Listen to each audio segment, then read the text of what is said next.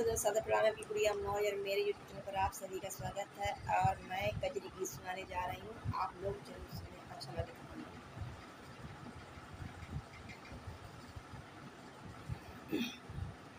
पिया मेहंदी लिया दमोती झील से, जाके साइकिल से ना। पिया मेहंदी लिया दमोती झील से, जाए के साइकिल से ना। पिया मेहंदी लिया दमोती झील से, जाके साइकिल से ना। साइकिल से ना हो साइकिल से ना, साइकिल से ना हो साइकिल से ना। पिया मेहंदी लिया दमोती झील से, जाए के साइकिल से ना। पिया मेहंदी लिया दमोती झील से, जाके साइकिल से ना।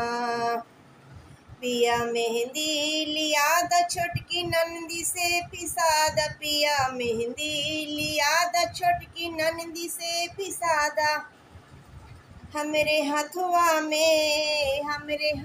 में लगा द चटकील से, जाके साइकिल से ना। हमरे हथुआ में लगा द चटकील से, जाके साइकिल से ना। पिया मेहंदी लिया दमोती झील से, जाके साइकिल से ना। पिया मेहंदी लिया दमोती झील से, जाके साइकिल से ना। ई है सावनी बहारी माना बातिया हमारे, ई है सावनी बहारी माना बातिया हमार। कौनो फायदा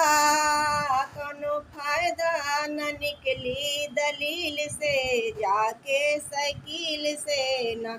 कौनो फायदा न निकली दलील से, जाके साइकिल से न। पिया मेहंदी लिया दमोती झील से, जाके साइकिल से न। पिया मेहंदी लिया दमोती झील से, जाए के साइकिल से ना। पकड़ ले बागवान चाहे होई जाए चलान, पकड़ ले बागवान चाहे होई जाई चलान। तो का लड़के छोड़ा के बावकील से, जाके साइकिल से ना। तो का लड़के छोड़ा के